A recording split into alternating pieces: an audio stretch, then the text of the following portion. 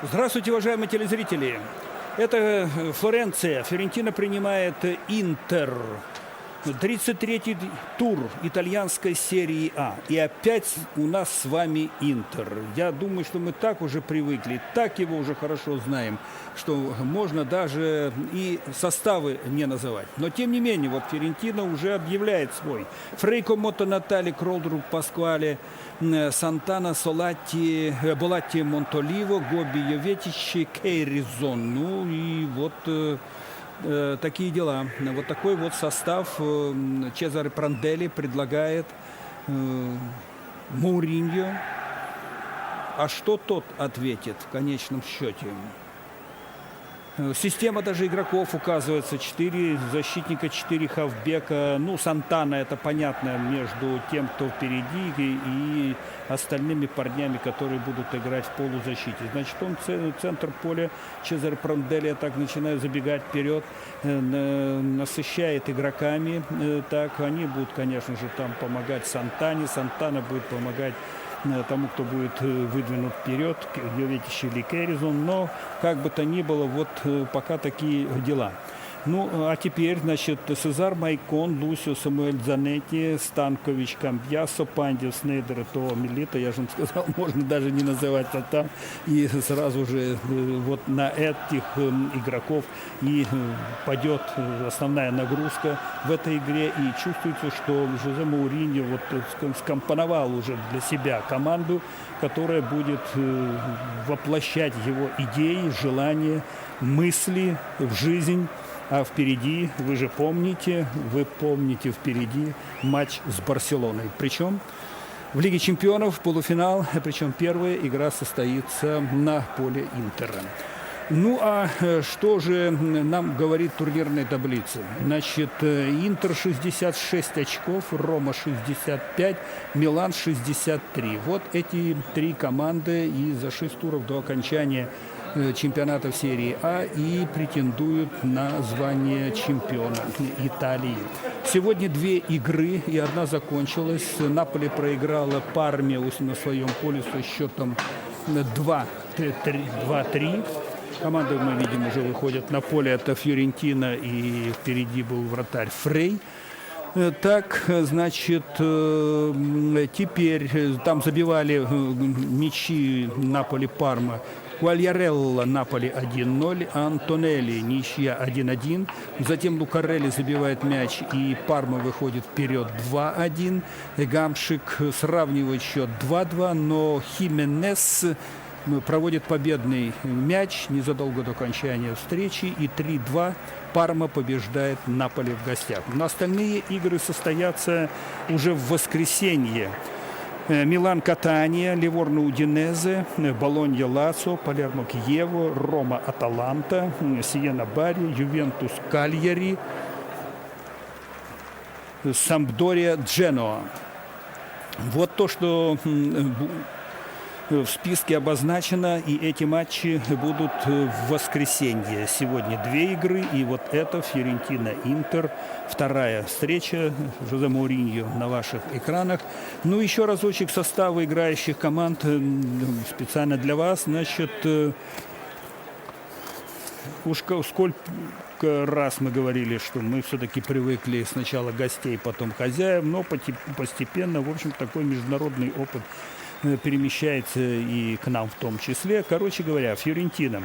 1 номер Фрей, 25-й Комотто, 14-й Натали, 2-й Кролдруп, 23-й Паскуаль, 24-й Сантана, 28-й Болатти, 18-й Монтоливо, 19-й Гобби, 8-й Йоветич, 39-й Кейризон. Чезаре Пранделли, главный тренер команды. 4-4, 1-1. Вот так нам предлагают наши друзья представить себе схему расстановки игроков флорентийского клуба. Интер. Жулио Сезар, 12 номер в воротах, 13-й Майкон, 6-й Лусио, 25-й Самуэль, 4-й Занетти, 5-й Станкович, 19-й Камбьясо, 27-й Пандио, 10-й Снейдер, 9-й ЭТО, 22-й Милита. Жозе Мауриньо, главный тренер команды.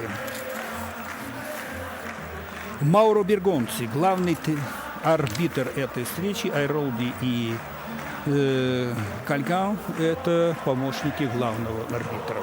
Вот выход команд на поле. Естественно, колоссальный интерес. В турнирной таблице я обозначил вам положение 3 лидеров. Так, за ними идут Палермо 51 очко, Сампдории столько же. Наполи, проигравший 49, так и осталась на своей позиции 6-й. Ювентус 48, 7 место. И на 8-м Фиорентина 45 очков, столько же и у Дженоа. Ну, далее нет смысла, я думаю, перечислять всех, кто где какое место занимает, но я могу сказать только лишь о том, и вы помните, что Фиорентина, так сказать, маячила там наверху вот турнирной таблицы и близка была к 4, и, в общем-то, так сказать, все это выглядело очень симпатично для поклонников популярной команды, но вот сейчас только 8 место. Значит, 6 туров до окончания при хорошем раскладе и естественном успехе Фиорентина может подняться наверх, но все будет зависеть от того, как поведут себя остальные, те, кто уже наверху. И Палермо, Сампдория, Наполи, тот же Ювентус. Ну вот, а тройка здесь, она, в общем-то, так и будет до самого окончания первенства сражаться за место, ну вот, совсем близкого к солнцу. Интер, Рома, Милан 66, 65, 63. Вот набранные очки этими клубами по порядку. Клятва в верности и сражении от начала и до конца, от первой до последней минуты. Ну и Интер, который так мы хорошо изучили.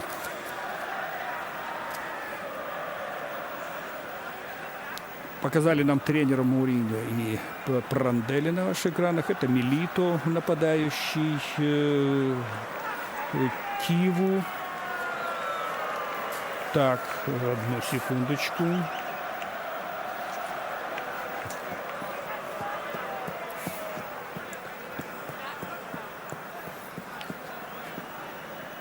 Мауро Бергонци, главный тренер. Вот так выглядит стадион, где будет встреча проходить. Главный арбитр Йоветич. Очень интересный, забавный игрок, я вам скажу сразу. Это Фрей, голкипер.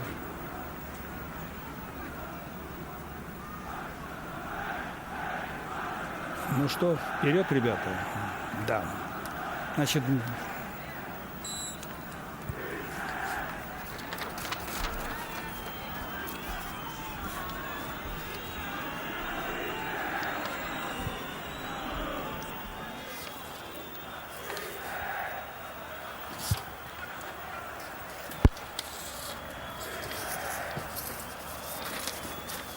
ну, игра началась. Вы видите, сейчас мы посмотрим, кто как и будет проводить разведку и кому по первым минутам что-то такое удастся сделать быстрее, чем сопернику. Вот еще раз составы команд.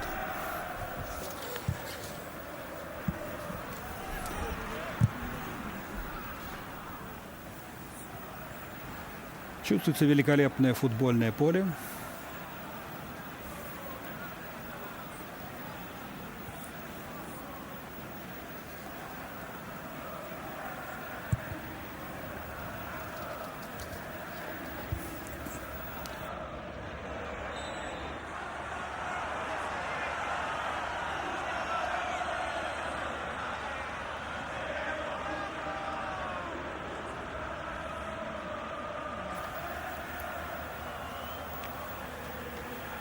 Мелькнул Пандев и Интер.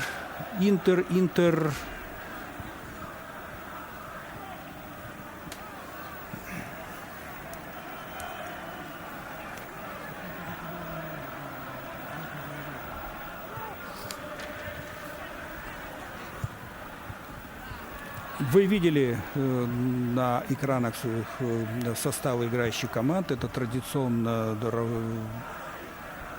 передают нам наши коллеги, которые осуществляют непосредственно трансляцию матча. Так, но увы, я вижу, что тут есть кое-какие изменения. Ну а пока что удар с дальней дистанции. Вот проверка реакции Фрея. Посмотрите.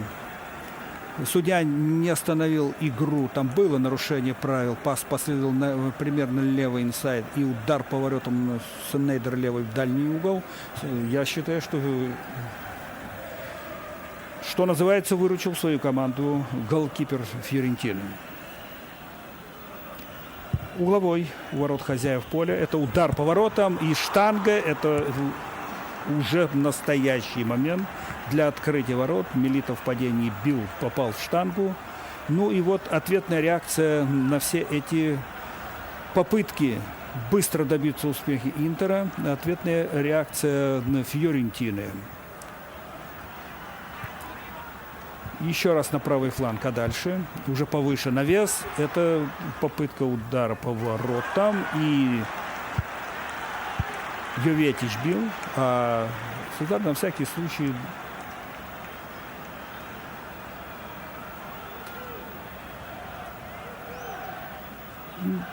не стал ловить мяч. И вот этот момент, когда мяч попал в штангу, посмотрите. Молодец Милитов. Смело сыграл, но не повезло. А здесь уже Сезар просто не стал рисковать, перебросил через перекладину, угловой справа. Естественное оживление в штрафной площади в таких случаях. И еще раз навес опять повыше, как и вот в предыдущем случае. Но тут Йоветич уже не боролся за верховой мяч. Он бросает из-за боковой, нет. Кто-то оставит. Вот Киву. Видите, появился Киву. Хотя там в списке его не было. Разберемся, кто же выпал из обоймы в составе Интера.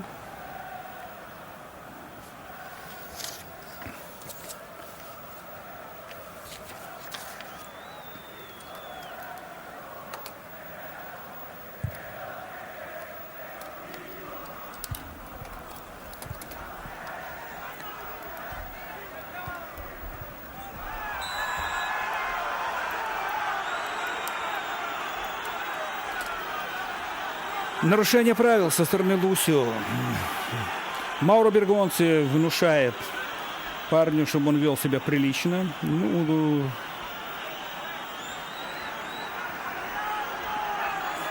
Так, излишне резко, ненужным запасом энтузиазма пошел в отбор мяча и поэтому оттолкнул соперника. На желтую карточку этот эпизод не тянул. Ну вот на серьезный разговор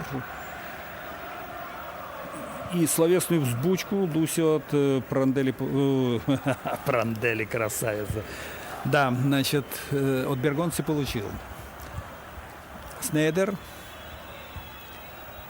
Быстрый Камбьясо отыграл назад. Майкон. Пандев с правой стороны был. Перевод на Этоо. Тот бьет поворотом в дальний. Опять здорово реагирует Фрей. Йоветич. Нет, здесь даже если бы и большей скоростью обладал Кэрризон, все равно бы он не догнал мяч, потому что, а даже если бы и догнал, на подстраховке уже работал центральный защитник. Снейдер готов пробить поворотом. Вот чуть на мгновение раньше мог поудачливее быть, а дальше с точки зрения удара, а вот лучше бы сыграл налево на Этоо. Неплохой темп матча. Паскуаль. Йоветич. Очень техничный парень. Санетти.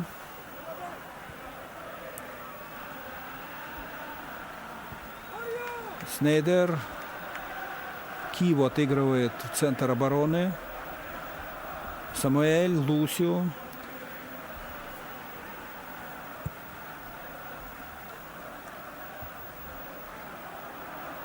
Пока такая идет раскачка.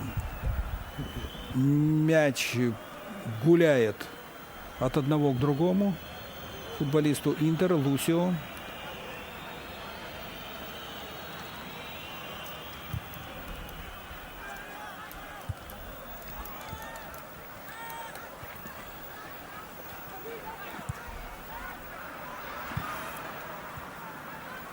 Я думаю, нет Станковича. Что-то могло произойти в последний момент, и поэтому вышел на поле Киеву на место левого защитника. Саннетти занял место в линии хавбеков. Это Камбьясо.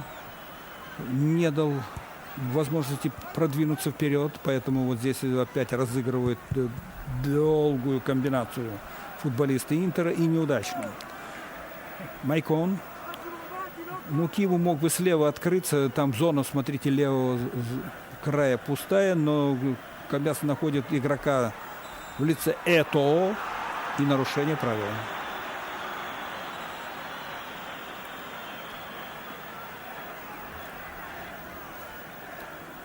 Ну, в отбор пошли так и дружно, и с определенным напором игроки оборонявшиеся команды. Ну-ка, что дальше? Майкон. Джилардино, он не в составе. Кэризон играет. Фрей. Стенка на всякий случай. До ворот. Ого-го. Ближе, чем 9 метров. Но, тем не менее, удар следует. Слабенький, к тому же мимо. Удар от ворот. 0-0 счет не открыт. 9-я минута заканчивается матча Фиорентина-Интер. Основные соперники Милан и Рома играют в воскресенье. Чезаре Пранделли. Фрей вводит мяч в игру. Лусио. Камбьясо. Здорово.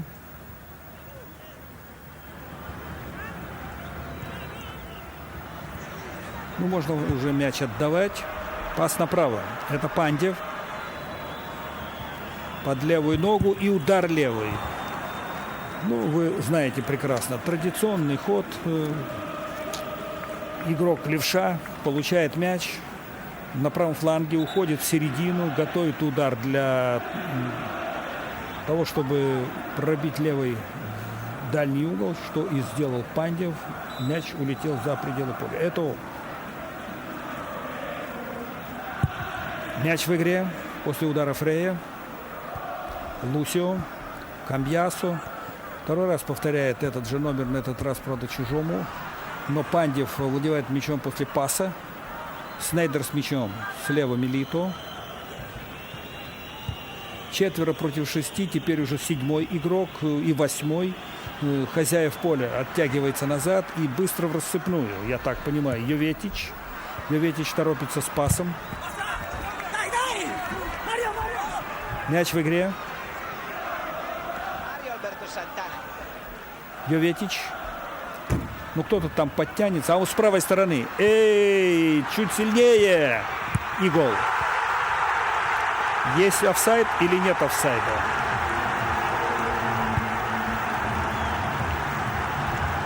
(1-0) в пользу Фиорентины. Здорово разыграли на контратаке комбинацию. Пока там Кэризон забивает.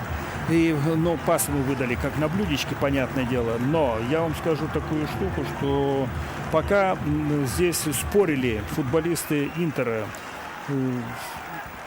кому вводить мяч в игру из-за боковой, очень быстро это сделали хозяева поля.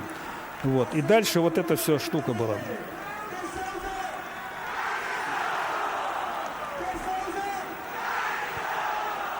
Кэризон забивает. Вот так произносят болельщики, я слышу. И вот удар уже, по сути дела, незащищенные ворота, потому что Сезар находился в ближнем углу и только начинал оттуда движение, когда последовал передача по диагонали.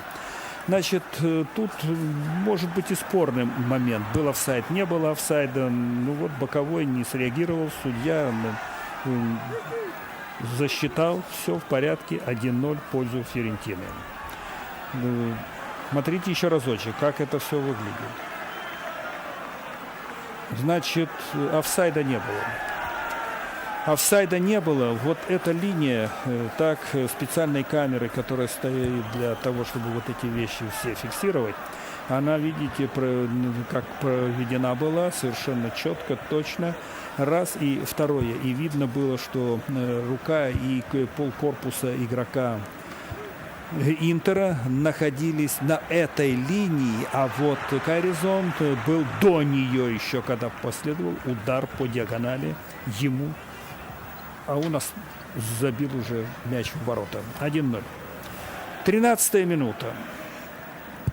Фрей выбивает. Матч, конечно же, имеет значение для Фиорентины огромное в плане турнирного продвижения, раз, но он имеет значение и для Интера, понятно. Должен укрепить свои позиции лидера, а соперники не дремлют. Ни Рома, ни Милан.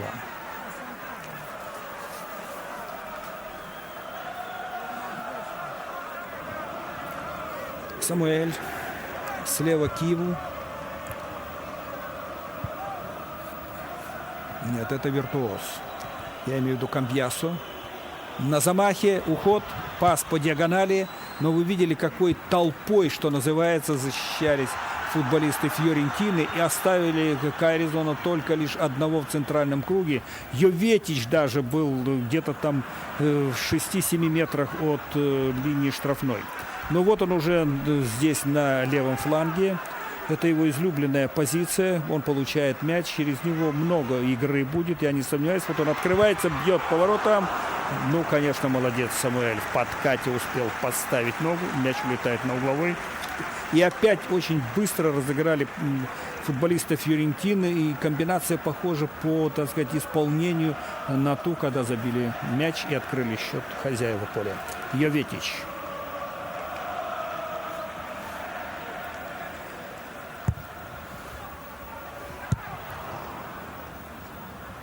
Не рискнул Сезар выходить из ворот.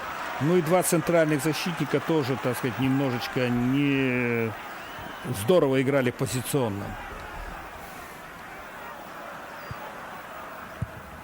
Вот снова. Это вариант уже такой более длинной стенки. Едва не закончился выходом Йоветича на ударную позицию. Вся штука заключается в том, по эпизоду, что пас ему был под правую ногу, а надо было бы дать под дальнюю левую. Поэтому и успел защитник Лусио подставить ногу, и мяч улетел на угловой.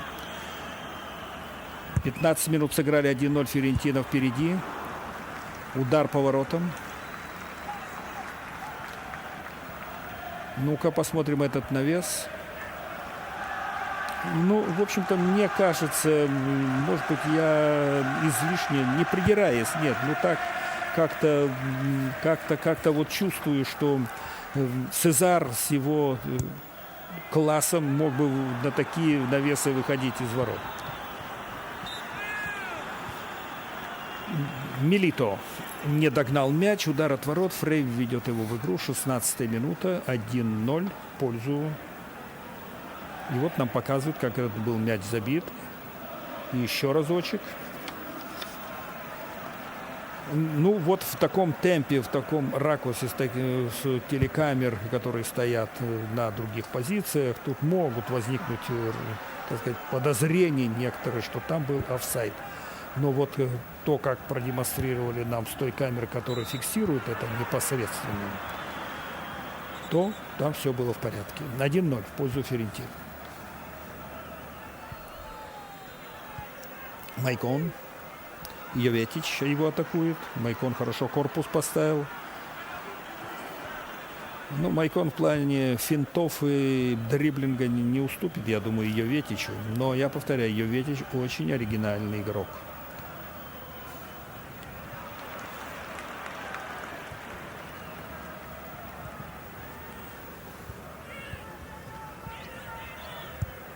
Хозяева поля затевают длинный розыгрыш мяча, переводя на левый фланг.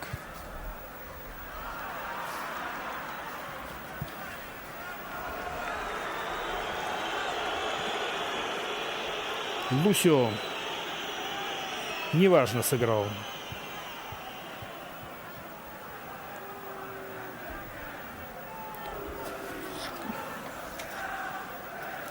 Тут вообще можно футболистам Фиорентины, если они хорошо чувствуют ситуацию и психологическое состояние этого парня в обороне, можно на него навалиться, так сказать. Через эту позицию в обороне попытаться, нагрузив соперника и не стесняясь, может быть, даже несколько однообразно, но потерзав его, могут найти очень хорошую лазейку для остроты уже в заключительной стадии атаки. Паскуаль получил желтую карточку. Муриньо. Мяч в игре. Камбьясо, Майкон. Санетти. Камбьясо.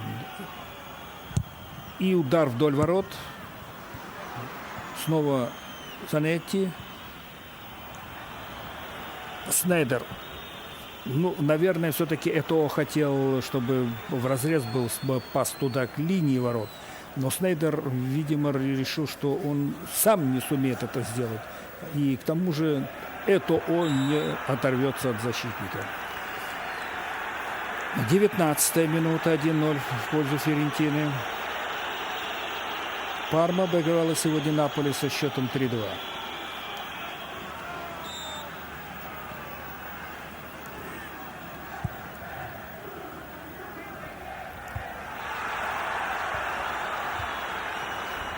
Ну, правильно сделал игрок Интера. Отдал мяч Сезару, тот выбил в поле.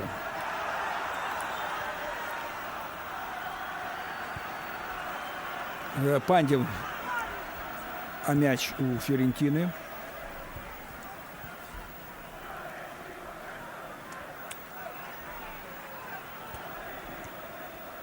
Йоветич. Камбьясо помешал. Панди вперед играл, ошибся, ошибается. И, как мы видим, игрок Фиорентины.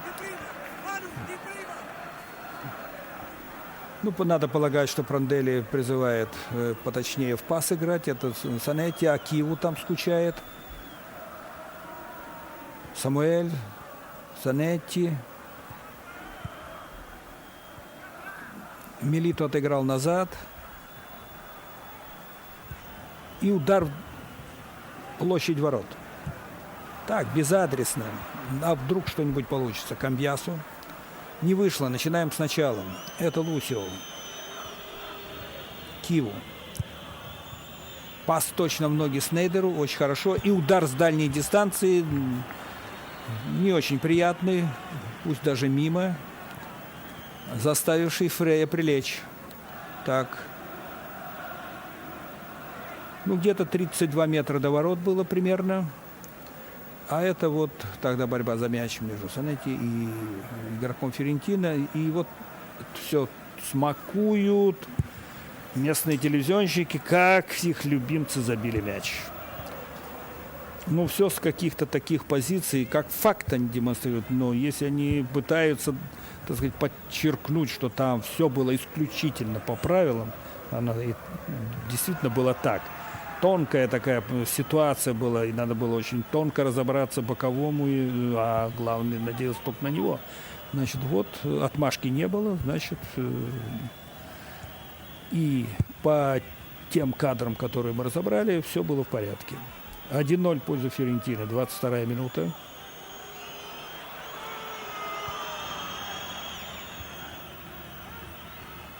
Это вот только это и оставалось сделать. Камбьясо подтянулся к атаке. Снейдер. Снова Камбьясо. Майкон выжидает, занимает выжидательную позицию, но за ним Йоветич присматривает. Удар.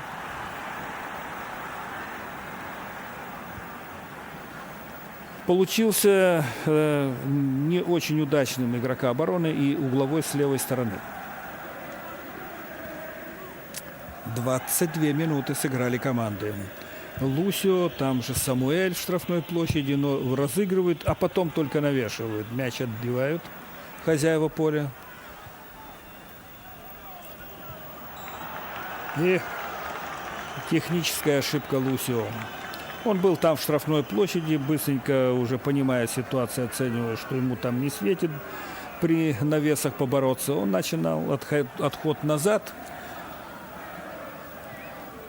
а тут и сплоховал. Камбьясо.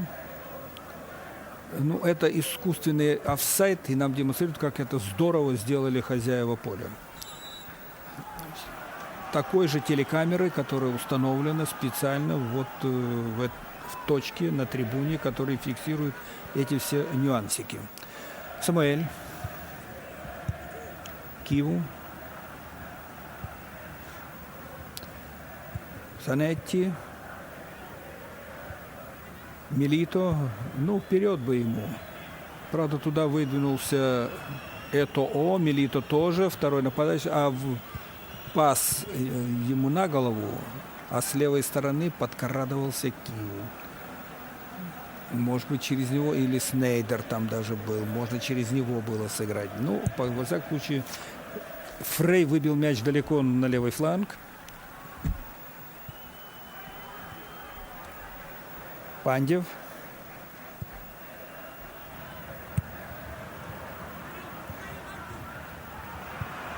Подхватывает мяч, и вперед идут футболисты Фьорентины. Камбьясо спокойненько отыгрывает мяч Киву. Снейдер. Снейдер много работает, заметили? Дальше Милито. Его любимая позиция слева. И теперь навес. А вот теперь будет удар поворотом. Сваливается мяч с ноги подкравшегося Майкона. Все было красиво, ребята, я вам скажу. Мне это все понравилось. Смотрите, там два игрока, Пандев и Этоо, увели в центр обороны, в площади ворот всех, по сути дела, игроков Фьорентины. И когда мяч прилетел на ногу Майкону, ему уже никто, по сути дела, не мешал. Так, где-то позиционно там парень по инерции, застыв, наблюдал, как Майкон наносит схода удар. Но вот получился неточным, потому что мяч просто-напросто свалил. Он его так не загреб как следует, поймав на прямой подъем. А он, в принципе, был уходящий от ноги. Правильно, Йоветич. Это называется, оттянул на себя двоих защитников, таким образом освободил зону. Туда ворвался гол, и ему последовала передача, дальше навес. Пандев. Так, пас назад, а дальше с левой стороны игрок один. Вот ему пас. Это Этоо. Вот так они играют, Милито и Этоо. А дальше очень острый момент. Пандев чуть-чуть не дотянулся до мяча. Можно сказать, офсайда не было, и слегка проспали футболисты Фьорентины в этот эпизод с прорывом Пандева. А в принципе, это Балотелли, он в заявке. Значит, а в принципе, если уж нам продемонстрировали, помните, искусственный офсайд в исполнении таком коллективном, то в этой ситуации мог центральный защитник спокойненько, прочувствовал ситуацию, выйти и оставить Пандева в офсайде. А он создал глубину атаки в попытке помешать Пандеву. Камбьясо. Все 1-0 пока в пользу Фьорентины. Этоо. Много игроков.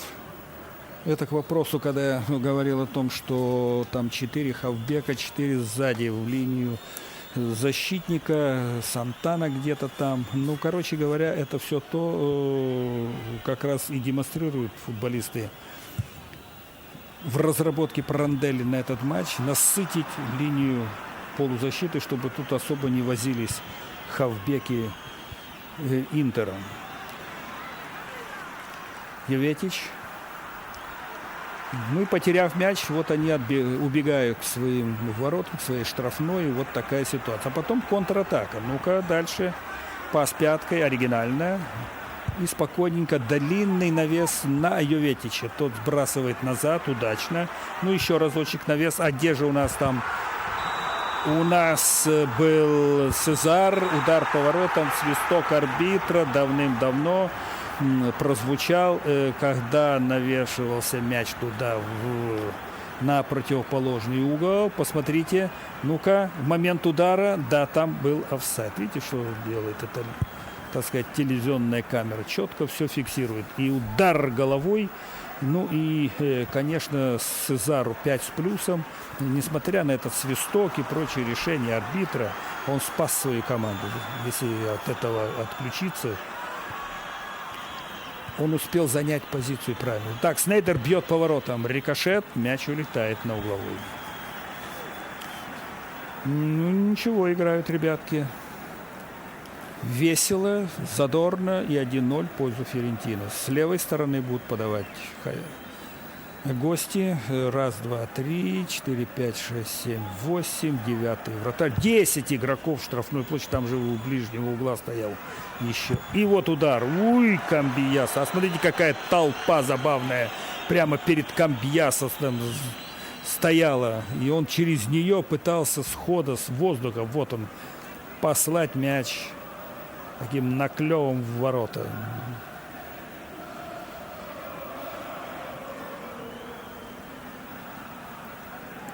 Фрей. Лусио. Самуэль. Киву. Снейдер с левой стороны. Но был уже взят под контроль, поэтому Киву пошел побродить в центре поля. Его не пускают дальше. Играет Санетти. Камбьясо налево. Значит, Камбьясо впереди. Теперь остается 4-й номер, капитан команды Интера. В оттяжке, как опорный хавбек. Пандев. Ну вот некому. Зоны свободные заняты все. Некому бежать. Только остается ударить издали. Киву. Он левый неплохо бьет, но тут у него удар просто не получился как следует. И он так подсек мяч. Видно было, как стопа идет по газону и под мяч уходит, и поэтому выше ворот. Киву. Ну, видите, как бывает с составом. Все объявили, Станкович в составе, да, но вдруг что-то стряслось, и вместо него Киву, изменения сразу Занетти в линию хавбеков перешел.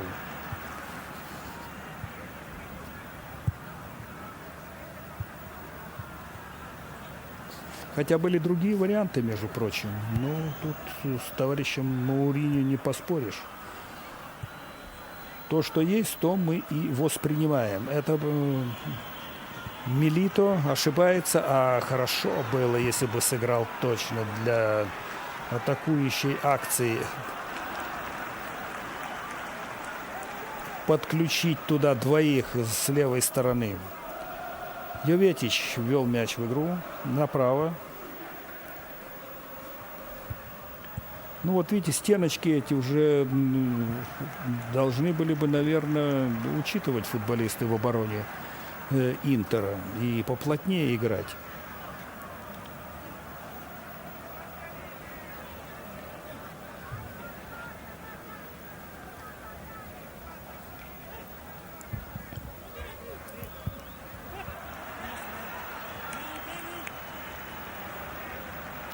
Угловой.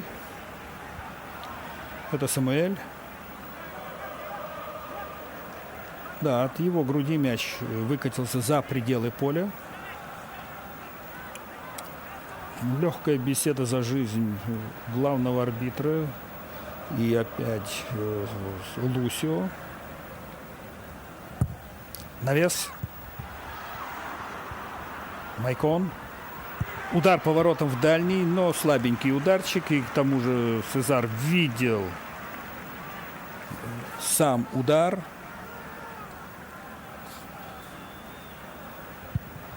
Метров 17. Все нормально. Натали там так быстренько нас позабавил ударчиком своим.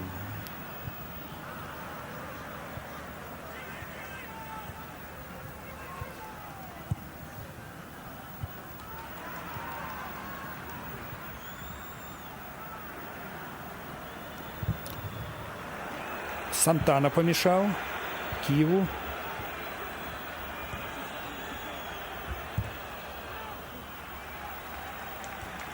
Ну, вы поняли, что это специально на близком расстоянии игрок прямо ударяет по ногу соперника мячом, и тот выкатывается, за пределы поля и за боковой бросает Киеву.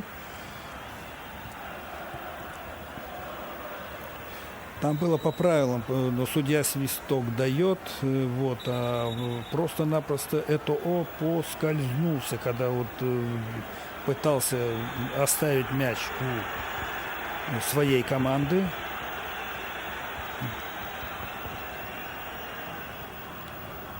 И вот приземляясь, у него уехала нога, ну там столкнулся он с соперником, особого ничего такого не было. Успокаивает просто-напросто Бергонцу своих подопечных в этой игре. А падая, это просто мог удариться о газон головой. Лучшее лекарство. Обезболивающая водичка. Прохладненькая.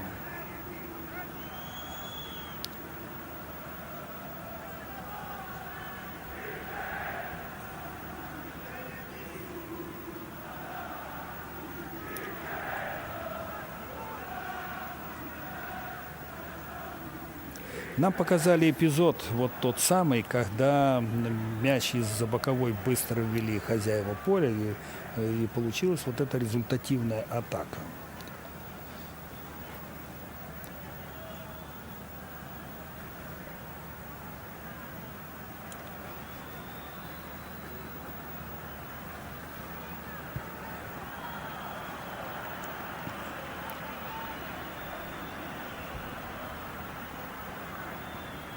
Я думаю, что вот то, что оказывал помощь доктор Этоо и там смазывал ему губы, вот, может быть, знаете, и прикусил язык, когда упал, или губу. Такие штучки бывают. Киеву.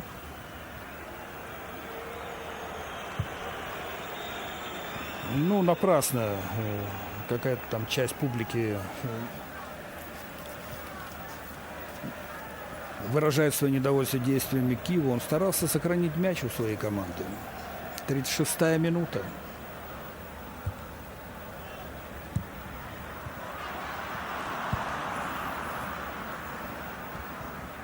Майкон.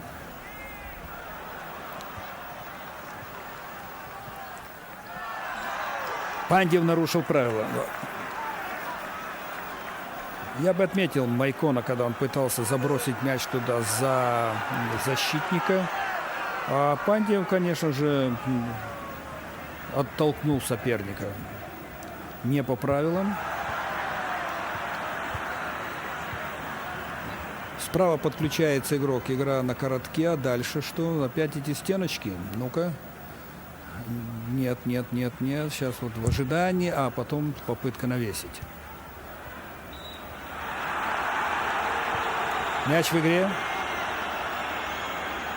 Этоо. Камбьясо. Пас налево. Снейдер. Занетти. Пандев. Камбьясо. Очень откровенно отдавал мяч, поэтому и успел подставить ногу игрок Фиорентины Милито. Камбьясо. Пандев. Ну, там толпа, и прорвутся? Нет. Против троих сразу сгруппировавшихся защитников это было очень трудно. Майкон красиво и технично играет с Занетти. На ходу, таком вдогонку, мяч отбрасывает назад внешней стороной. Это красиво. Лусио. Но очень тесно играют футболисты Интера. Это Пандев. Киву так безучастно наблюдает, зная, что ему мяч не отдадут. Стоит один, правда, с левой стороны.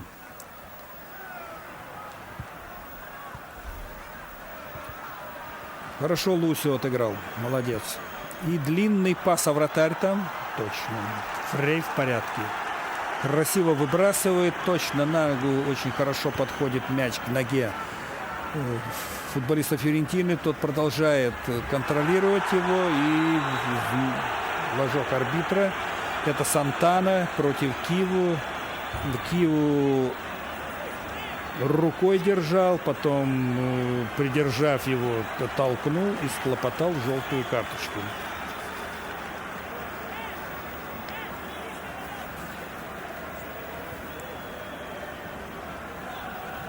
Камбьясо дает пас туда на ход. Партнер был вот в такой ситуации, как нам ее показали, разобрали. Он был в офсайде. Ну-ка, иди сюда. Теперь Снейдер попал на беседу.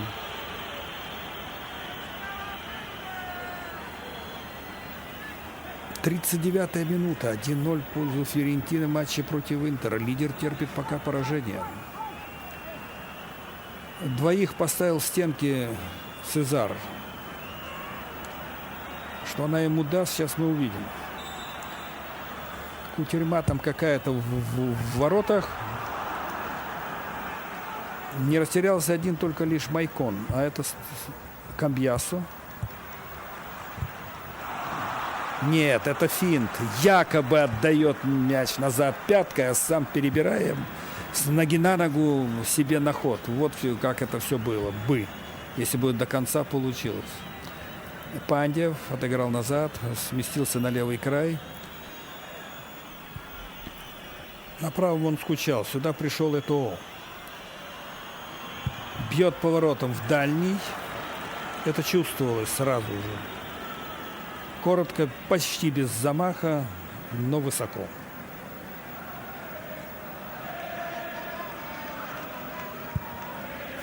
Ну, Самуэль в своем ключе там убрал парня.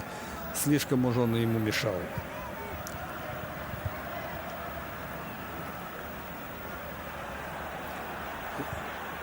Лусио.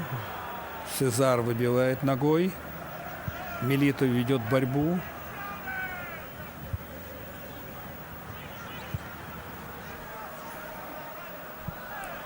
Надо сдать должное футболистам Фиорентины. Они очень четко выполняют задумку Пранделли и договоренности. Большими силами сразу переходят к обороне.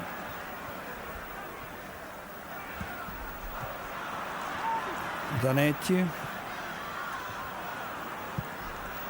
Удар вперед. Ну, там один игрок, 39-й номер. Торчит, пас назад головой, можно в руки взять.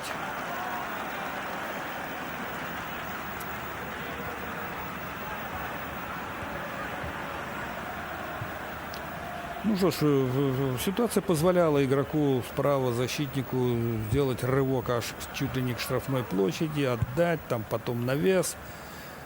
Снейдер. Неудачно.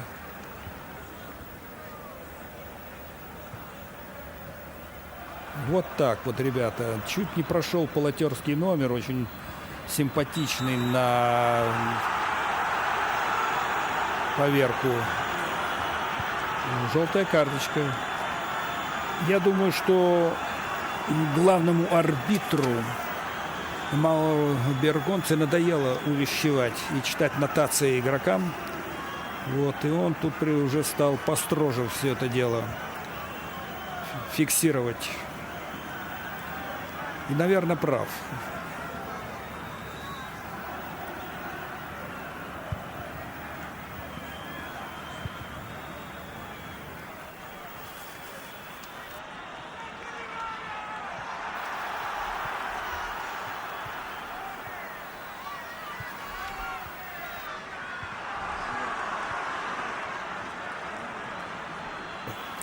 Этоо в атаке.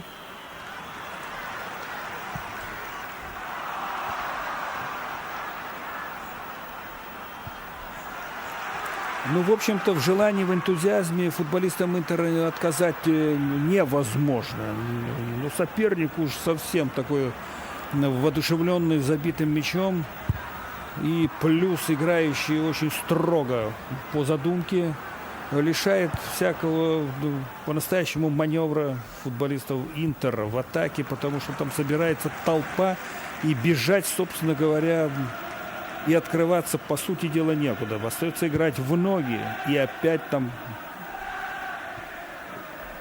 подвое, потрое устремляются на того, кто получает мяч. Подача в штрафную. Да, здесь Киеву очень расторопно отыграл. А дальше упал игрок, а нарушены правила не были. Так, и вот что тут будет. Ну-ка. 2 против 3. Смотрите, какой разрыв там дальше. Но Пандев, разве так пас играет?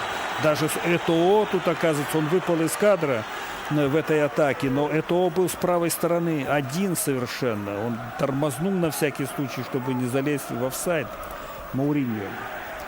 Ну, я думаю, что он вынужденно убрал Станковича по каким-то причинам нам непонятным. Так, но я полагаю, что он замены произведет. Но это тоже игра своего рода в стеночку. И это вариант. И это мог бы быть тоже вариант очень удачный, если бы не Самуэль.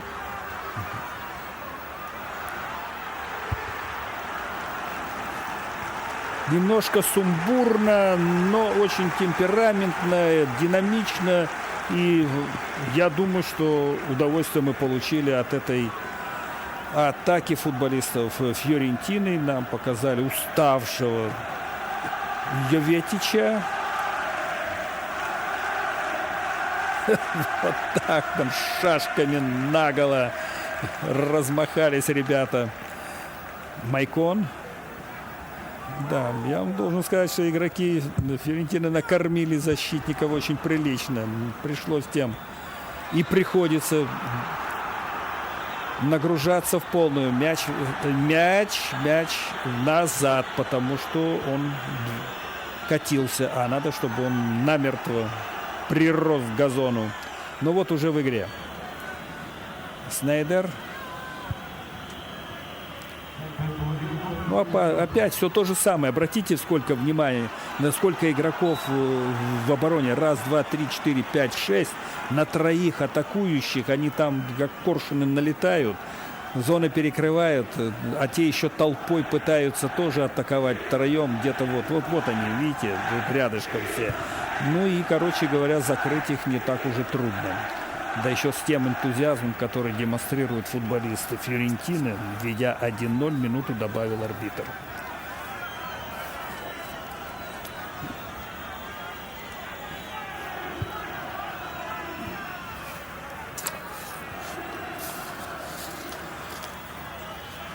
Занетти, Снейдер, Йоветич.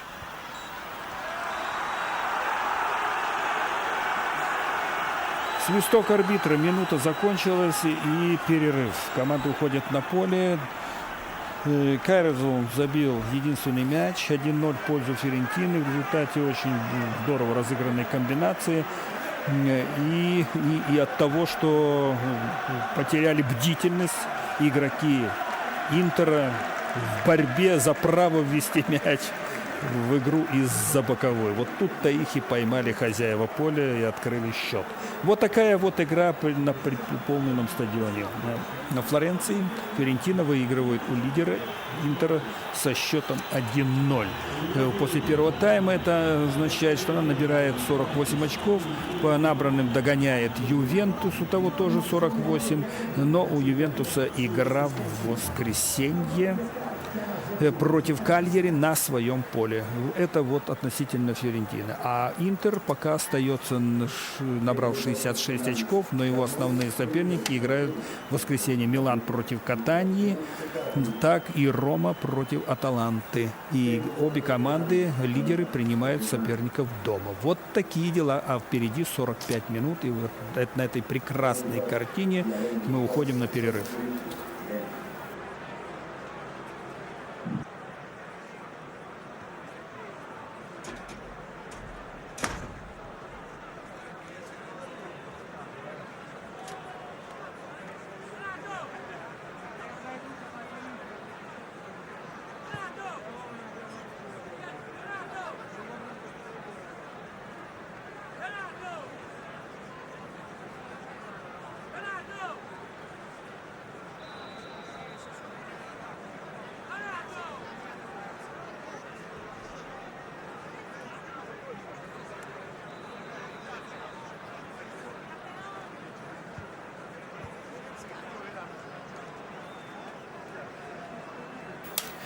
Уважаемые телезрители, на ваших экранах лично Марио Балотелли, как мы и предполагали, все-таки замены уже произведет по ходу матча, а раз хоть этот и перерыв, но все равно это по ходу встречи. Жозе Мауриньо легок на помине, потому что, в общем-то, наверное, ситуация его заставляет это сделать, так как не все ладится в атаке у парней из Интера в матче против Фиорентины. Это 33-й тур итальянской серии А. Фиорентина принимает лидера единоличного Интер и ведет со счетом 1-0. Кайризон забил этот единственный мяч.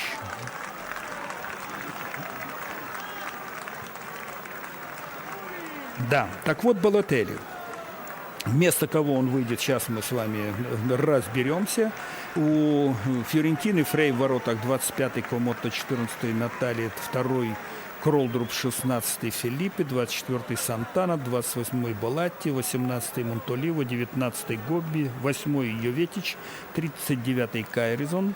Что касается Интера, то в стартовом составе были следующие игроки. 12-й Сезар в воротах, 13-й Майкон, 6-й Лусио, 25-й Самюэль, 9-й, 4-й Дзанетти, Киву 26-й, 27-й Пандев, 10-й Снейдер, 9-й это 22-й Мелито. Судьи встречу Марио Бергонци, Айролди и Некайкан ему помогают. Вот такие дела. Так, значит, игра веселая, временами сумбурная. Очень хорошо работает, во всяком случае, по первому тайму.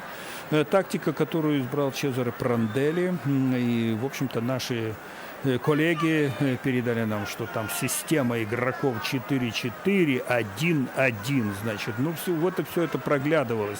Но больше проглядывалась толпа игроков Фиорентины, которая, протеряв мяч, моментально убегала на свою половину поля. Вот так Чезаре Пранделли велел своим подопечным, и они четко выполняли это задание. И, короче говоря, тесно очень было у штрафной площади хозяев поля, и поэтому футболисты Интера никак туда пробиться не могли. Так, были какие-то ударчики там, Фрей был в порядке, Балотелли на поле. Я думаю, что здесь, наверное, Киву точно, вот видите так, Киву заменили, и Санетти займет место левого защитника, а Балотелли уже будет играть впереди. Пандев оттянется назад. Значит, тут, в общем, вот такая атакующая образуется группировка Интера из игроков Этоо, Мелито и Балотелли. Значит, Балотелли, видимо, будет с правой стороны. Этоо и Мелито там меняться будут местами в атаке в центре. Ну и Пандев на подхвате из глубины, он это умеет и знает, тоже в этих делах всех участвовать. Вот такие, значит, пироги. Станкович был объявлен в стартовом составе, но в последние вот прямо мгновения появился вместо него Киву. А пока что Балотелли с мячом на месте правого крайнего. Так, Милито на месте центрального нападающего. Этоо слева и подтянулся. И Панди. Вот видите как. Рассуждение пока что, как говорится, не глядя на первой минуте всего-навсего, или в течение первой минуты, вот в связи с заменой и появлением Балотелли, и точно все появляется это и проявляется вот в этом игровом эпизоде. Ну, а что касается самого момента и падения Балотелли, он просто, мне кажется, поскользнулся, разъехались ноги. Парень высокого роста не удержался, и вот он на замахе, и никто его не трогает. Он на замахе убирает мяч под левую ногу, делает это здорово. Ну и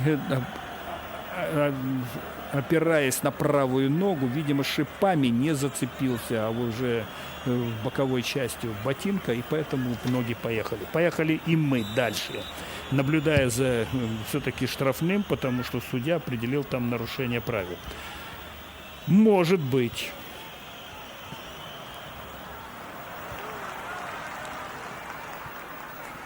Пандев мечется между двух игроков, те его обыграли, он убежал и исполняет уже роль чуть ли не левого защитника. И вот на Йоветича перевод мяча, и все-таки там успевают защитники помешать. А с мячом Фиорентина остается.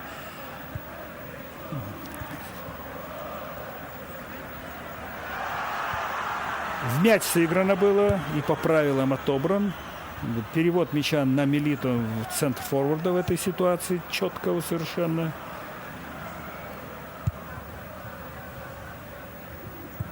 Снейдер. Я подозреваю вот что еще вот по этому вот плану, который сейчас на экране. Значит, в связи с тем, что вот эта замена, Снейдер перейдет на место правого хавбека, а Пандев будет играть слева, ему это все-таки сподручней, чем та позиция, которую ему отгрузил Мауриньо в первом тайме с правой стороны. Атакует Фиорентина. Сантана. Пас назад. Перевод там в офсайд. Нет офсайда. Если не было офсайда, то, Матерь Божья, как же так не забил человек, а? И это Сантана, технарь. Ну-ка. Ну, в момент удара Лусио пытался выйти из офсайда и, наверное, сам на этом попался. Я не берусь утверждать, честно признаться, значит, был офсайд там или нет, но, во всяком случае, реакции арбитров никакой, а Сантана махнул мимо ворот. А мог ведь забить. Ну, это в своем амплуа Марио. Он умеет это делать, смотрите. Ну-ка. Да, и нет офсайда в момент паса. Потом и Лусио, когда уже мяч был на полпути к Сантане, выходя, вроде бы оставлял вне игры своего соперника. Но ошибся это ведь. Простил их Сантана. Игроков Интера, и мяч Снейдер сейчас будет посылать в штрафную площадь. Внимание.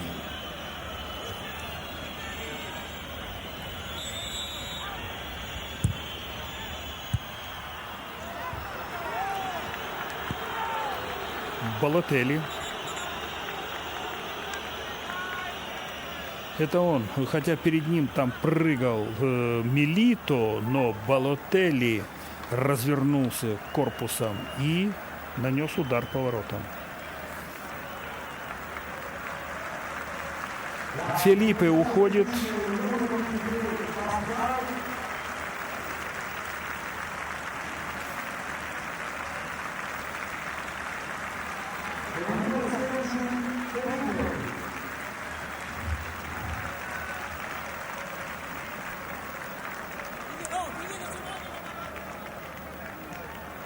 Значит, Паскуаль ушел, а Филиппе вышел вместо него.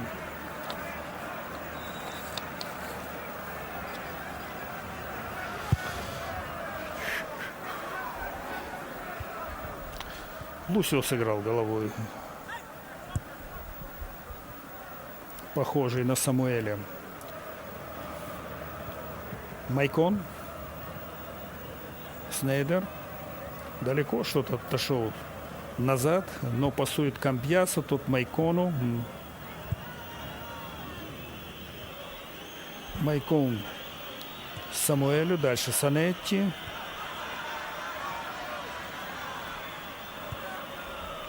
Хорошо, универсальный игрок. Разобрался с мячом. Камбьясо. Очень все коротко пока что. Пандев. А бежать-то и некуда, смотрите. Все так зоны перекрыты. И вот поэтому все это до верного, как говорится, пытаются разыграть мяч футболисты Интера. Не получилось. Но и этот пас тоже никудышний. Самуэль перехватил, сыграл Занетти. Это он.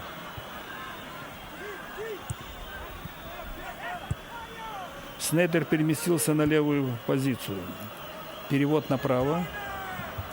На Балотелли. Майкон предлагает сыграть в стенку. А там Балотелли один. Отдавай быстренько Балотелли. Балотелли получает мяч и низом посылает. А судья на линии боковой поднял флажок. Зафиксировал офсайд в момент паса уже в штрафной площади. Вот смотрите, вот идет подача. Вот подача идет так. И футболист явно в положении вне игры.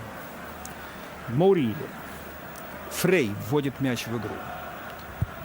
6 минут. И 7 даже сыграли команды во втором тайме. 8-я. Занетти вратарю.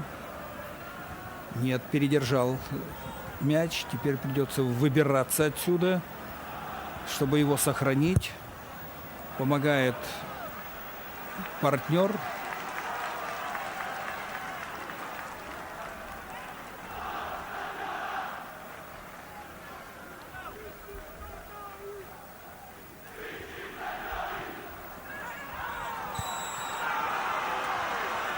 Свисток.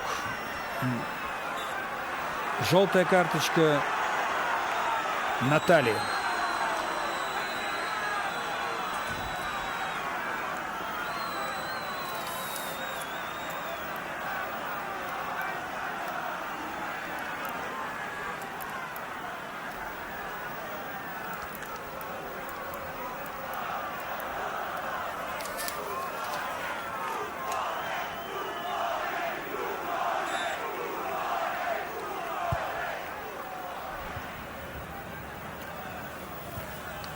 Ну, отсмаковали этот эпизод и забыли.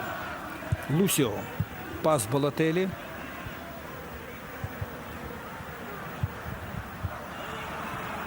Балотелли. Майкон справа открывается. Камбьясо готов перевести налево.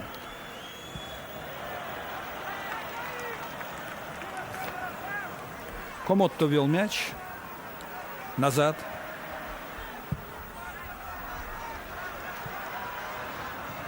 Самуэль. Наверное, удар от ворот.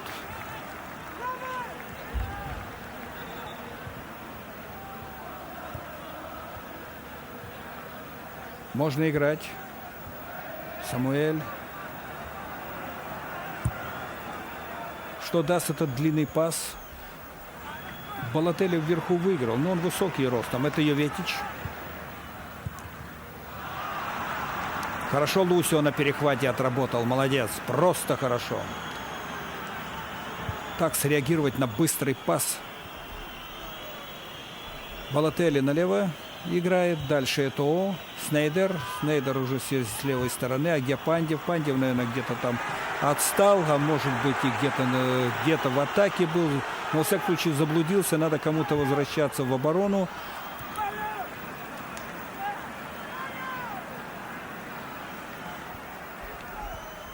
Снейдер. Это у самой бровки. Балотелли. Ну, Балотелли от души нагружает, откровенно говоря. У него неплохо получается. Милито с правой стороны.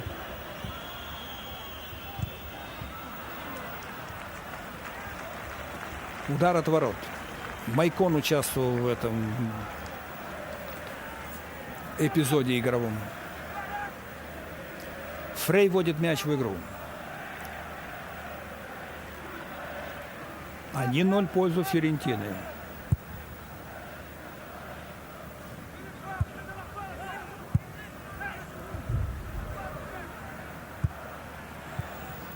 Лусио.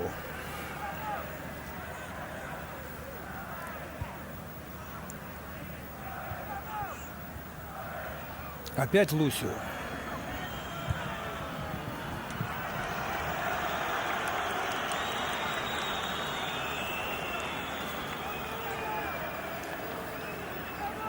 Милито.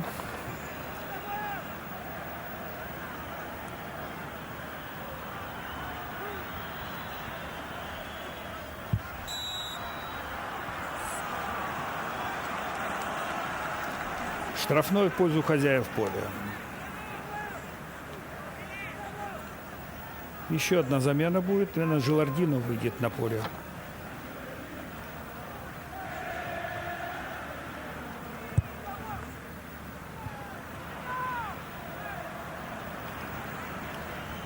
Затевали неплохо ребята эту комбинацию, но с пасом у них тут что-то не заладилось. Подключается к Санетти, к линии хавбеков. Камбьяссо.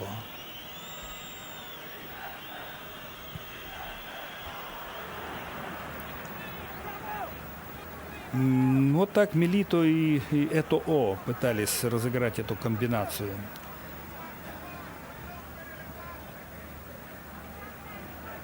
Ну-ка, в момент удара офсайд был.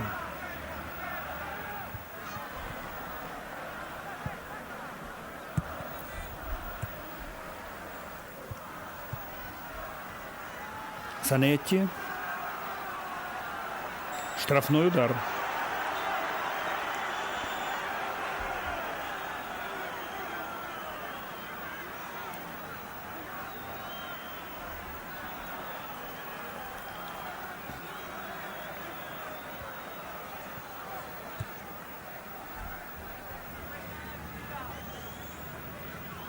Ну, конечно, нарушение было со стороны игрока Фиорентины. Разобрались, а Снейдер с мячом. Пас за спину, защитник хорошо перехватывает.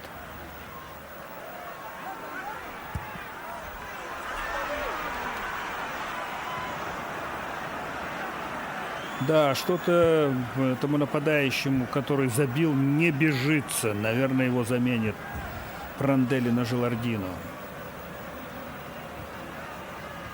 Правда, он там один, как перст божий, но вся штука заключается в том, что он бы мог поактивнее сам быть. Но дело свое сделал, оказался в нужный момент в нужном месте, получил пас и забил.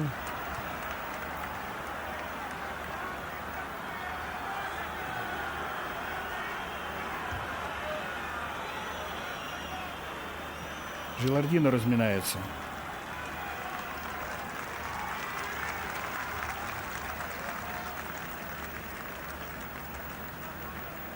Милито, пятясь,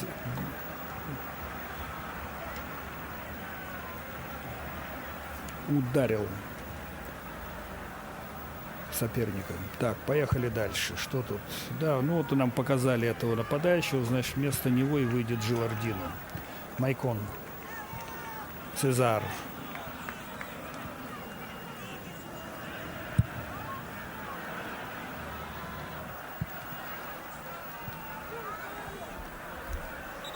Ну, Муту, конечно, не хватает, но он дисквалифицирован за свои бытовые какие-то дела. Или нет, оказывается, все-таки оставляет.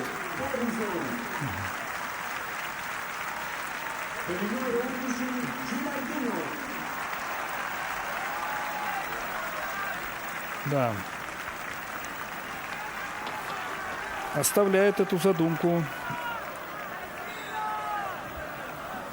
Пранделли.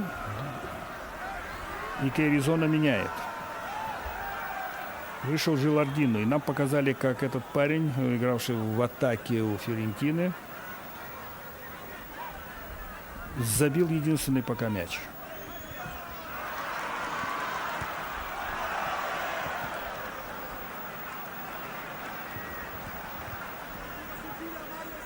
Сантана вспомнил детский футбольный прием.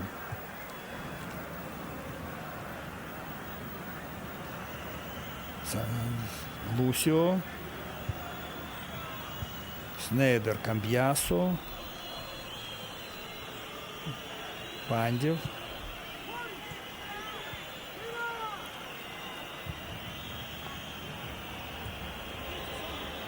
Если прочертить путь движений футболистов Интера, это о Милито, того же Пандева и Снейдера, я к ним сюда присоединю, то тут заблудиться можно будет в этих линиях. Двигаются без устали все это время, но пока ничего путного нет. Гости ведут мяч из-за боковой.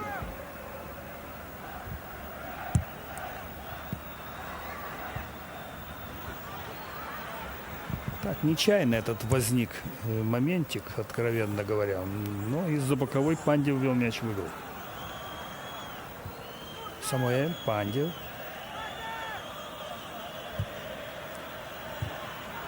Откровенный пас, ничего удивительного, что сразу двое вы видели, как выбросились из линии защиты, и тут же переход в атаку.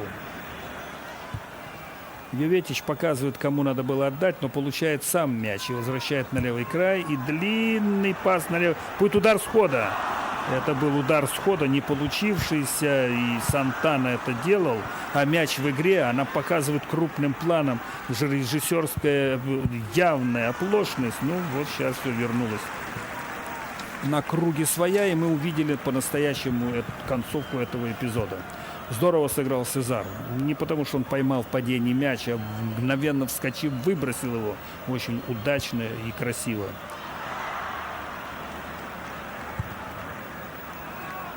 Восемь игроков, я быстро насчитал, оказались вот после срыва этой атаки, быстрого даже ввода мяча Сезаром в игру, вперед туда. Все-таки 8 игроков Фиорентины уже были у своей штрафной площади. Идеи Пранделли в этом матче в действии. Это удар по воротам. Тут за Милито надо глаз да глаз. Он играет и головой здорово.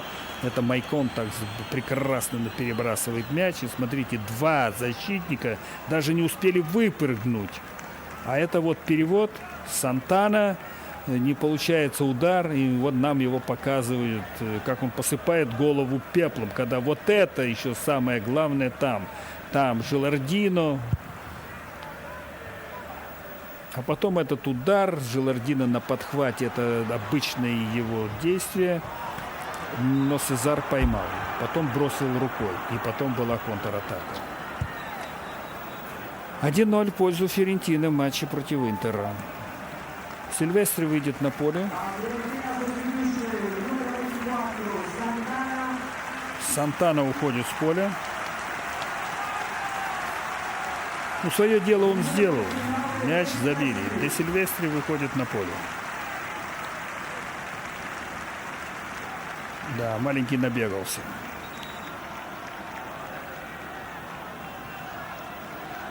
Но в первом тайме, между прочим, он не дал возможности особо гулять Киву, который любит, как и Майкон, побегать вперед. Лусио. Снейдер, Камбьясо. Но все вот такие пасы в ноги, не очень быстро, позволяют игрокам Фиорентины осуществлять вот то самое задуманное. Толпой защищаясь, будем попросту называть все это дело. Удачно. Куда-то там отбивал мяч игрок, а попал своему. А тут ошибка. И навес Камбьясу не проходит. Пандев отбрасывает назад. Лусио пошел вперед в толпу. Йоветич оттянулся назад. Там остался Желардино, по-моему, один только впереди. Филиппе. Недоумение, а штрафной назначает в сторону ворот Фрея. Мауро Бергонци. Мяч в игре. Длинный пас. Камбьясо. Отобрали мяч. И переход вперед. Ну-ка на лихом коне все вместе. И поодиночке. Как несутся в свою штрафную. И гости. Выпускает мяч Сезар. Ну и подхватывает его. Однажды у него был такой случай, и ему забили. Я думаю, что в этом эпизоде он уже не столько думал, как овладеть мячом, это на автомате, а скорее всего думал о том, как ему быстрее выбросить его туда, своему полевому игроку. Балотелли бьет. Испортил впечатление на какое-то время. А это контратака та самая, навес на Йоветича. Но очень неудачный, откровенно говоря. Несмотря на то, что это парень технарь, он все сделал для того, чтобы мяч оставить в игре здесь, в штрафной площади. Ну, дальше мы видели, что с ним поработал Сезар. Камбьясо, Майкон. 67-я минута заканчивается. Игры 1-0 впереди Фиорентина. Майкон. Опять Лусио. Я все-таки так, знаете, отложил для себя в памяти вот из наблюдения за Лусио. У него есть очень серьезная одна такая черта, не лучшая в его игре в этом сегодняшнем матче всего-навсего. Он очень много вот берет, вот он тащит мяч, потом отдает. А ведь можно было сразу пасом вперед, мяч летит быстрее, чем он бежит. Вот он опять получил, вот он смотрит, кому отдать. Отдает, правда, точно. Нормально все. Но дальше ошибается Майкон. Лусио потерял позицию, вместо него Самуэль. А и сыграй поточнее хозяева поля, контратака имела бы место. Это Йоветич. Камбьясо. Лусио. Снейдер. Хорошо сбросил мяч, развернув корпус. Технично и красиво. Это классика. Это урок футбола. Техники. Понятно. Балотелли.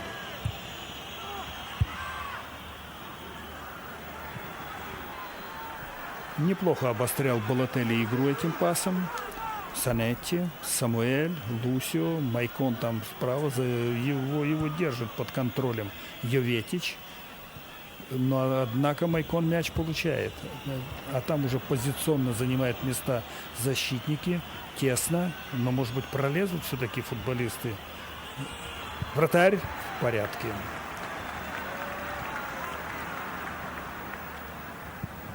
Это Желардино отскочил, головой не сыграл, а грудью отбросил мяч своему партнеру.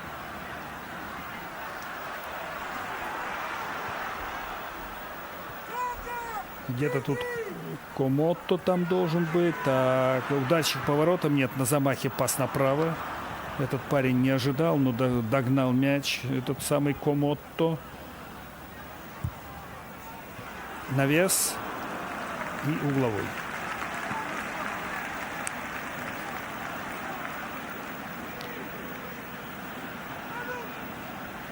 Мунтари.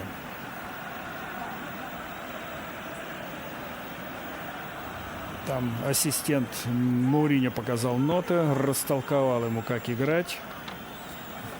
Сейчас он выйдет на замену. Угловой слева. Подача.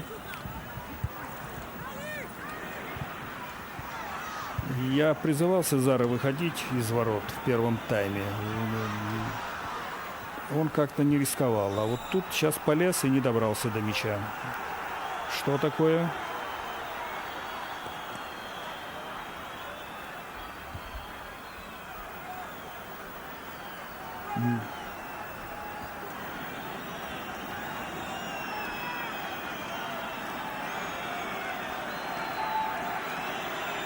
Удар от ворот. Пандев уходит, Мунтари вместо него. Ну, в общем-то, Мунтари опять-таки с левой стороны должен поработать.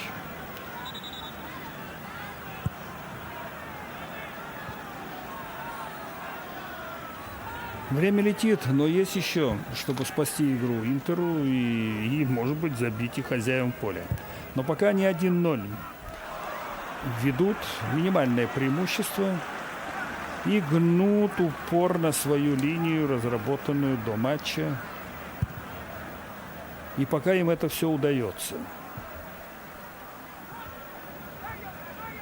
Санетти, Мунтари. В недодачу сыграл с Балотелли.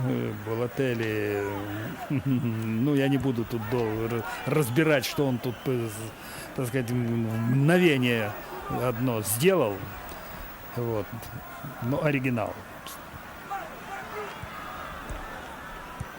Мунтари. Здорово пас отдал Снейдеру.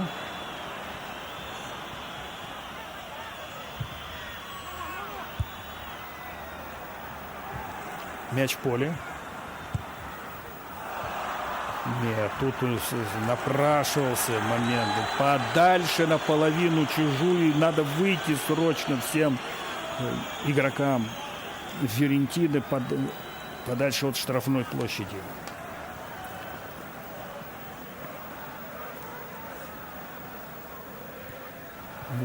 Офсайда не было. Навес был как раз на противоположный фланг. Так что тут смакование напрасное совершенно этого эпизода. А из-за боковой бросает Интер. Камбьясо, Санетти. Камбьясо. Перевод направо. На Майкона. Лусио. Повел. Можно было сразу во вторым касанием отдать Камбьясу. Балотелли.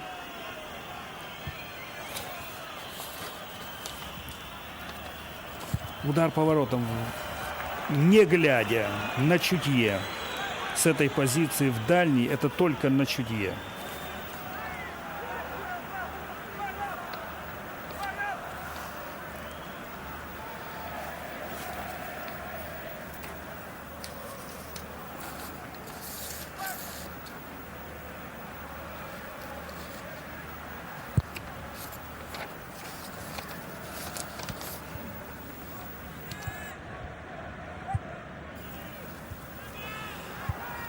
Ну, что тут придумают футболисты Фиорентины? Пас длинный, офсайда нет?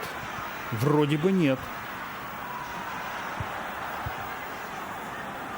Ну, в общем, упускает момент. Сорят все-таки хозяева поля. Пусть не самыми острыми моментами. Вообще-то этот можно было сделать его стопроцентно угрожающим. Но, увы, растерялся игрок. В итоге вот этот момент, который разыгрывает Интер. Пас вдоль ворот и получите гранату. 1-1. И это Милито. Вот так-то, ребята. Вот человек, который у микрофонов и все это дело прочувствовал. Офсайда нет. Прострельная передача, все по правилам. И несмотря на толпу, правда, там достаточно было и игроков Интера, и вот чуть-чуть не хватило внимания. А это итог потери вот того момента острова, который был у ворот Сезара. Когда парню дали пас вперед, и вроде бы он был и не вне игры, или вне игры, но свистка не последовал, он не обработал мяч и вообще растерялся. И на этом все закончилось. Это удар по воротам. 1-1. Йоветич бил по воротам.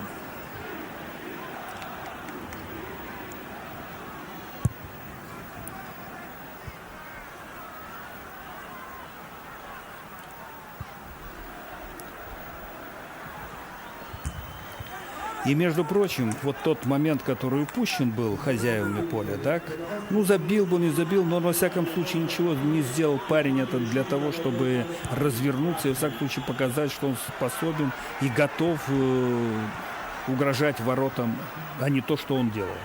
Но вся ведь штука в том, что образовался разрыв,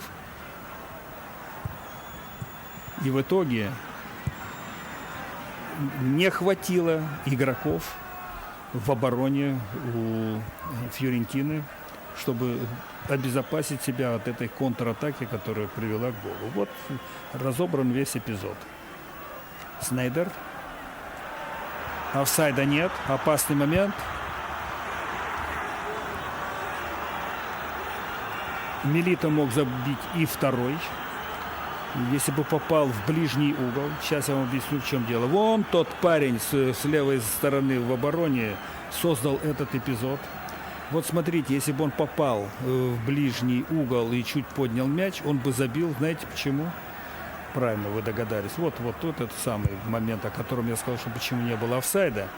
Значит, дело все в том, что Фрей пытался предугадать направление удара и лег раньше времени на левый бок, защищая дальний угол ворот.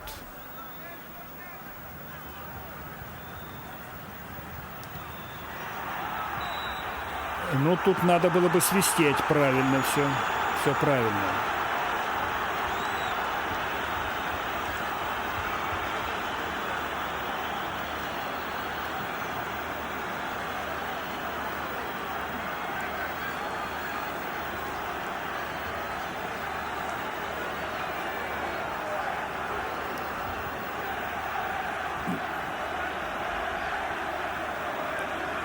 Этоо был атакован сзади. И хотя бы там пытаются доказать хозяева поля, что их парень играл в мяч, там было нарушение правил. Представим себе картину наоборот. Реакция была бы той же самой. Болати схлопотал желтую карточку. 27 метров до ворот. Стенка с этого расстояния обыгрывается. Снейдер бьет. Мимо.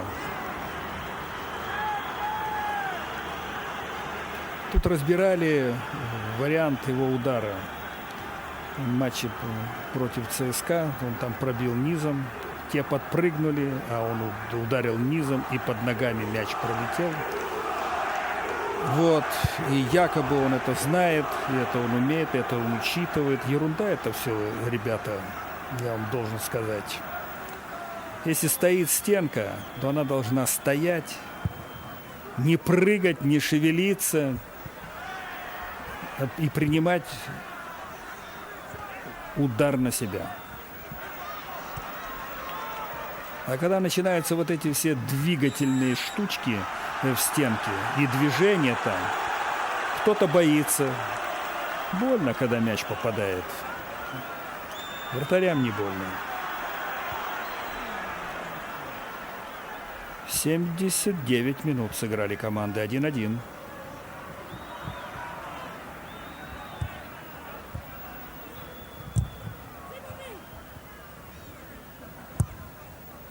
Сумел все-таки сделать передачу в штрафную. Там очень спокойно отыграл защитник. Дальше Лусио. О, как здорово. И опять повел.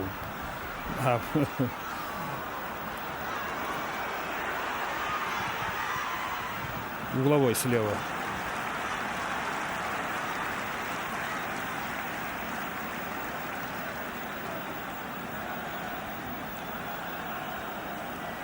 Ну, в общем, сам Лусио исправил то, что он напортачил там, но теперь да, Мауриньо есть о чем подумать перед матчем с Барселоной. Хотя там еще мероприятия и внутри серии А свои игры и контратака. Внимание.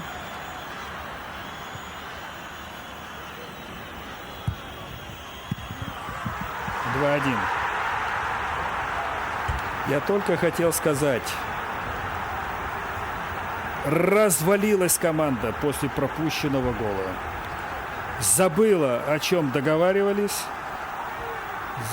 Бежали назад игроки, не успевали. И 2-1 в пользу Интера. Не верьте глазам своим. Смотрите, как это все произошло. Красиво, стремительно. Балотелли выдал идеальный пас по диагонали. Прямо в ногу Этоо.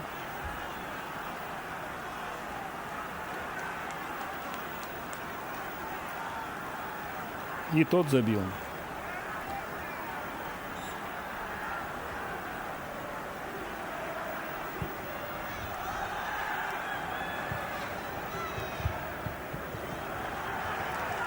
Вот что значит игровая дисциплина, договоренность, несмотря ни на какие дела. 1-1 – это не 1-2.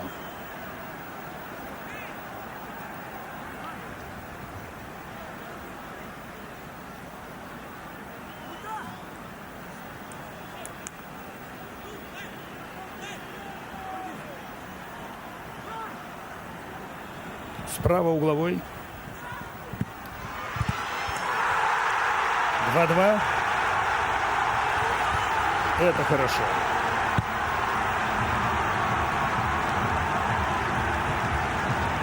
Кто-то очень хорошо чувствовал ситуацию и поставил вот на этом табло такой счет. 2-1, а теперь сюда и 2-2. Так что цифра 2 стояла не напрасно. А между прочим, виноват Балотелли. Он головой сбросил туда назад, а парень добил. Вот, смотрите. Джелардино пытался ударить, но мяч попал ему куда-то там в колено, отскочил и прям на ногу второму номеру. И тот колотил его в сетку ворот. По-моему, так. Это Кролдруп, наверное, все-таки. Точно Кролдруп. 2-2. Нет, веселая игрушка получилась.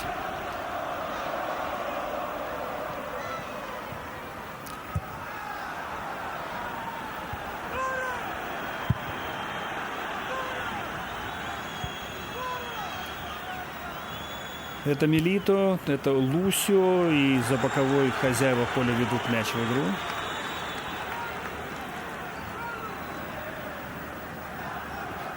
Леветич. Камбьясо. Милито. Штрафной.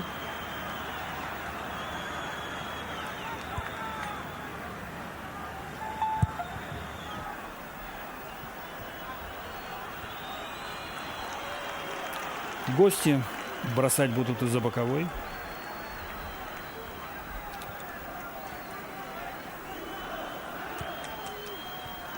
Это Самуэль.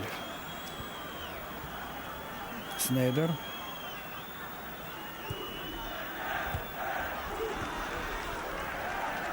Мяч в поле. Самуэль.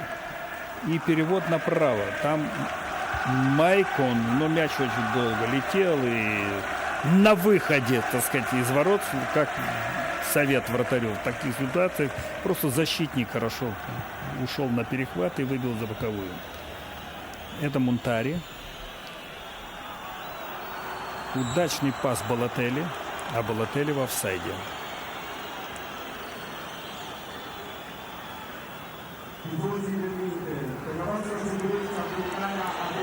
Да, это уже вариант, отработанный на тренировке. Сезар ошибся, полез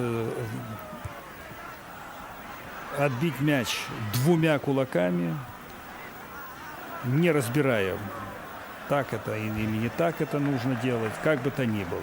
Но дело все в том, что Балотелли раньше его головой дотронулся до мяча, он отлетел в направлении Джелардино, вот этого Джелардино, который сейчас боролся за мяч, вот, от того Кролдрупу, а уж защитник вколотил его в сетку ворот. Вот и все.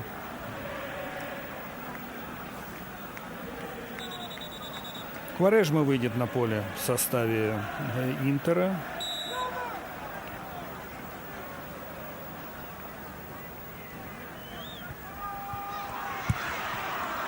Чуть не обокрал Йоветич защитника. Нарушение правил.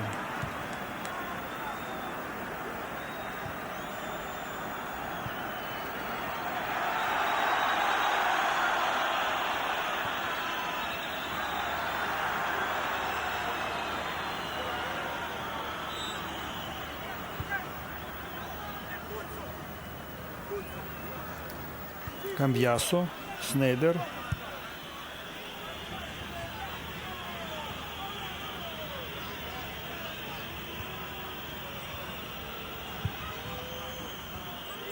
Снейдер. Балотелли. Снейдер. Йоветич. Неплохо на паузе попытался организовать эту атаку, но его партнер не обладает высокой скоростью, к тому же гандикап был. И мяч потеряли футболисты Фьорентины. Кварежма вышел на поле. Вместо Камбьясу. 2-2.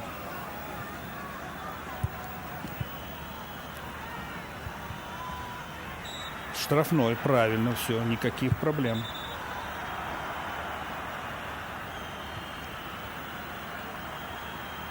Майкон у мяча.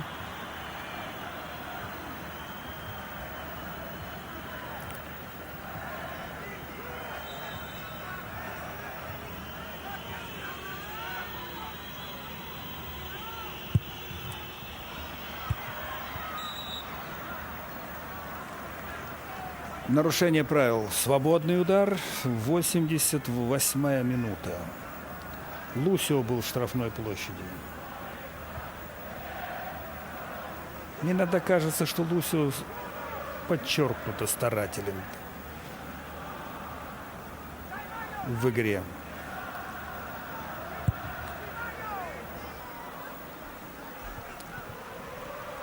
Это и плюс, и своего рода есть некие негативные штришки в таких вещах.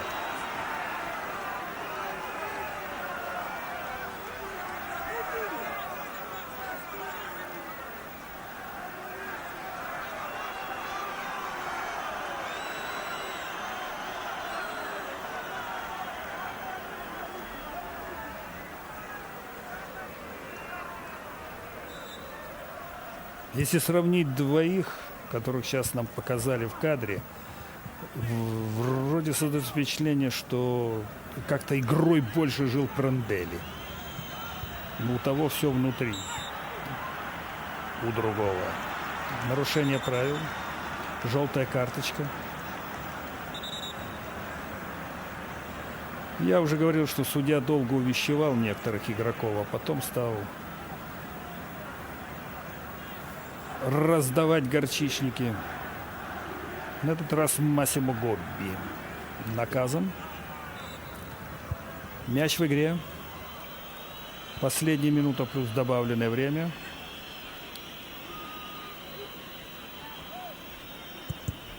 Знаменитое добавленное время в целом в итальянском футболе. Намек понятен. Кварежма. Правильно. Монтари. Балотелли.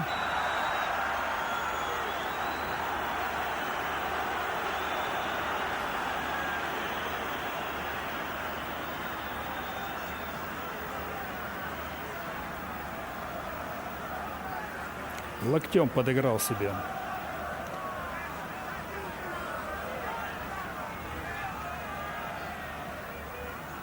Фрей, Желардино, Пранделли.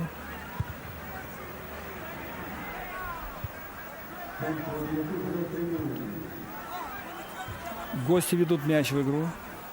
Минуты 2 добавил, наверное, арбитр.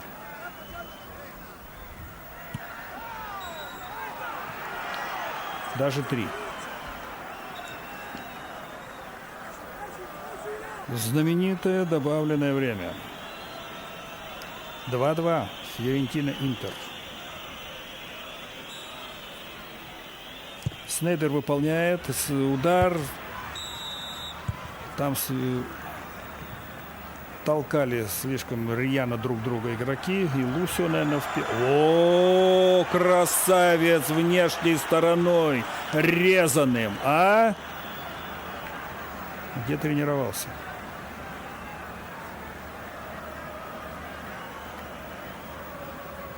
Там хороши все были. И Лусио, и местный, и вратарь в порядке.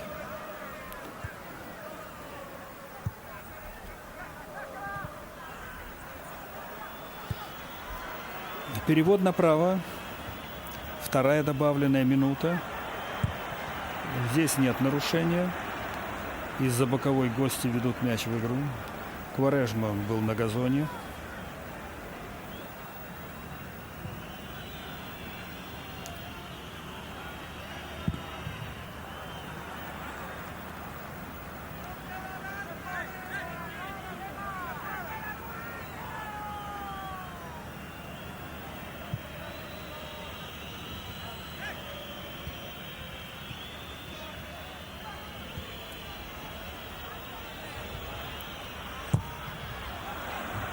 Из-за боковой гости ведут мяч в игру или хозяева? Хозяева. Это же и мяч вперед. Свисток арбитра. Это Юветич упал. Желтая. Ой, сколько он этих горчичников отгрузил. Это Мунтари наказан.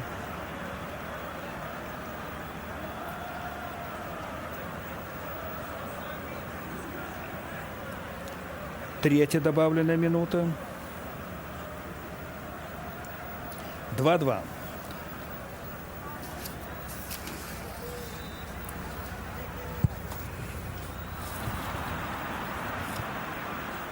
Балотелли.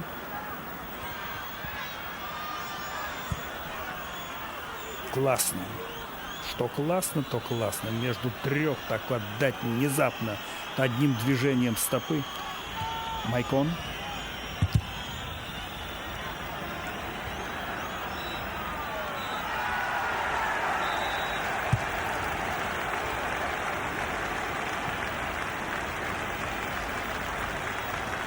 Все, игра окончена. Ничья 2-2. Значит, забили, напоминаю, Керризон и Кролдруп у Фьорентины.